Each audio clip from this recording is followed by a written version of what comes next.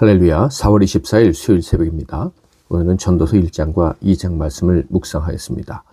전도서 1장 1절부터 4절까지만 봉독해 드립니다. 다윗의 아들 예루살렘 왕 전도자의 말씀이라. 전도자가 이르되 헛되고 헛되며 헛되고 헛되니 모든 것이 헛되도다. 해 아래에서 수고하는 모든 수고가 사람에게 무엇이 유익한가?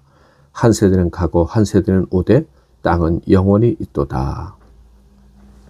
오늘은 염세주의를 극복하는 길, 염세주의를 극복하는 길이란 제목으로 하나님 말씀을 상고하겠습니다. 전도서는 편집된 책으로 솔로몬의 노년의 설교를 편집한 것으로 여겨지고 있습니다. 그래서 전도서를 영어로는 에클레시아스테스라고 하는데 이 원 제목인 히브리어 코헬레트를 번역한 것입니다. 이 코헬레트라는 말은 설교자, 가르치는 자, 스승이라는 뜻이죠. 우리말 성경은 전도서라고 명하고 있는데요. 전도자, 즉 설교자의 책이다, 이런 의미로 보시면 되겠습니다.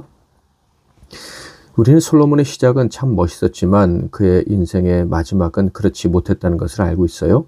그래서 전도서를 읽기 시작하자마자 고개를 끄덕이게 됩니다. 그의 심정을 이해할 수 있다는 생각이 든다는 것이죠. 자, 서론을 읽어볼까요? 1절부터 4절입니다. 다윗의 아들 예루살렘 왕 전도자의 말씀이라. 전도자가 이르되 헛되고 헛되며 헛되고 헛되니 모든 것이 헛되도다. 해 아래서 수고하는 모든 수고가 사람에게 무엇이 유익한가? 한 세대는 가고 한 세대는 오되 땅은 영원히 있도다. 솔로몬의 심정이 느껴지십니까?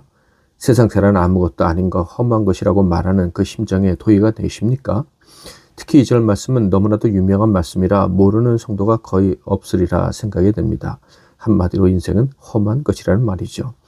그래서 이 책을 읽는 사람들이 고개를 끄덕이며 그래, 솔로몬도 그랬는데 인생은 험한 것이야, 이렇게 생각할 수가 있어요. 그런데 정말로 전도서를 그렇게 이해한다면 솔로몬이 험한 심정에 사로잡혀서 이 전도서를 기록했다고 생각한다면 그게 실수하는 것입니다. 오해하는 거예요. 왜냐하면 솔로몬의 의도가 그것이 아니었기 때문이에요. 인생은 험한 것이라고 설교하기 시작한 이유는 당시의 사람들이 그렇게 생각하고 살아가고 있다는 것을 지적한 거예요. 모든 사람들은 그렇게 험함을 느끼고 살아가지만 하나님을 경외하는 자는 다르게 살 수 있게 된다, 다르게 살게 된다는 것을 강조하려고 그렇게 시작을 한 것입니다. 당시 고대 근동에는 염세주의 문학이 있을 만큼 염세적인 사상이 사람들을 사로잡고 있었습니다. 그래서 주전 14세기의 바벨론 작품 중에는 염세주의자와의 대화라는 작품도 있죠. 그 책에서 주장하는 바가 무엇이냐 하면 인생의 문제에 대한 유일한 대답은 자살이라는 거예요. 그리고 그보다 더 오래된 바벨론 문학 중에서 유명한 길가메시 서사시라는 책도 있는데 여기선 이런 문장이 있어요. 내가 추구하는 인생은 결코 찾을 수 없으리라. 염세적인 문장이죠. 그러니까 솔로몬의 설교 역시도 그의 생애와 이런 염세주의적인 문화의 영향으로 염세적일 수 있었을 것이다 라고 오해받을 수가 있는 거예요. 그러나 전도서는 결코 그런 염세주의적 사상을 선전하는 책이 아닙니다. 생명의 말씀을 주시어 사람을 살게 하시는 성경책에 있는 말씀이 어떻게 염세적일 수가 있겠습니까? 당연히 그 반대이겠죠. 결코 전도서를 염세주의의 영향을 받은 것으로 오해해서는 안 될 것입니다. 물론 인생이 해 아래에서 수고하는 것의 의미를 찾기는 어렵습니다. 전도서 2장 22절부터 23절 사람이 해 아래에서 행하는 모든 수고와 마음에 애쓰는 것이 무슨 소득이 있으랴. 일평생 근심하며 수고하는 것이 슬픔뿐이라. 그의 마음이 밤에도 쉬지 못하나니 이것도 헛되도다.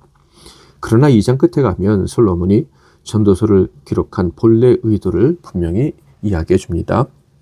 24절부터 26절 말씀이죠. 사람이 먹고 마시며 수고하는 것보다 그의 마음을 더 기쁘게 하는 것은 없나니 내가 이것도 본즉 하나님의 손에서 나오는 것이로다. 아, 먹고 즐기는 일을 누가 나보다 더 해보았으랴.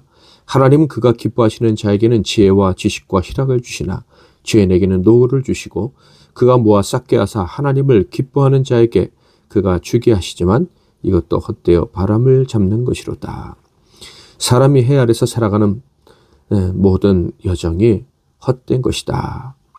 그런데 그 가운데서도 지혜와 지식, 희락, 기쁨을 누린 자가 있다고 얘기합니다. 바로 하나님이 기뻐하시는 사람들이죠. 다시 말해서 하나님은 이 허무한 세상에서 살아가는 자들에게 기쁨을 주시는 유일한 분이시다 라고 이야기하고 있는 거예요. 전도서의 핵심은 이런 것입니다. 분명 인생은 험한 것이다. 그러나 하나님과 바른 관계를 맺고 살아가는 자에게는 하늘로부터 내려오는 선물이 있다. 그것은 참된 지식과 지혜, 그리고 희락의 삶이다. 곧 기쁨이 넘치는 삶, 보람 있는 삶을 선물로 받게 된다. 그러므로 전도서가 가르치는 것은 분명합니다. 세상적 성공으로 만족한 삶을 살아보려는 야망을 포기해야 한다는 것이에요. 대신 무엇보다 하나님과 올바른 관계를 맺기 위해 최선을 다해야 한다는 것입니다. 그럴 때 허무하지 않고 기쁨이 넘치는 삶을 살아갈 수 있다는 것입니다. 여러분은 하나님과 올바른 관계를 맺고 있습니까? 전도서를 묵상하면서 하나님과 더 올바른 관계로 나아가시고 세상의 허무함, 염세주의로부터 자유를 누리는 저와 여러분 되시기를 바랍니다. 하나님이시여 찬양하고 기도하겠습니다. 하나님이시여, 하나님이시여, 주는 나의 하나님이시로다.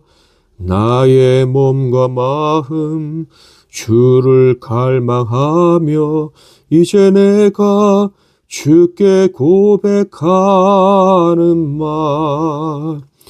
여호와는 나의 힘이요, 여호와는 나의 구원이시니 내가 누구를 두려워하리요.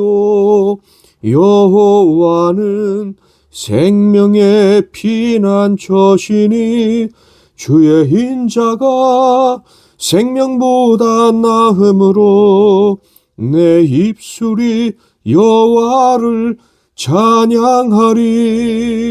내 평생에 주를 찬양하며 주의 이름으로 내 손 들리라.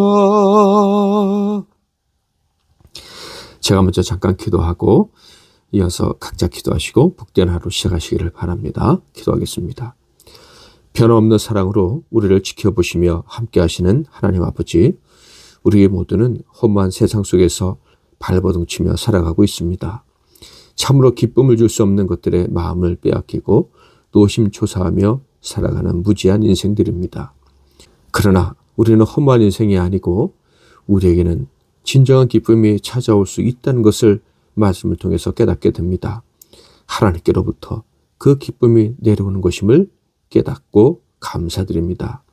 그래서 하나님께 더 가까이 가고 싶고 하나님과 더 깊은 교제로 나아갈 수 있기를 사모하오니 우리를 만나주시고 우리에게 말씀해 주시고 우리로 하여금 하나님의 사랑과 섭리를 더 기뻐하는 가운데 진정한 희락을 맛보게 하옵소서.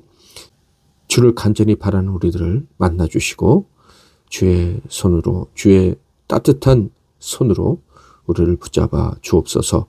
예수 그리스도의 이름으로 기도하옵나이다. 아멘.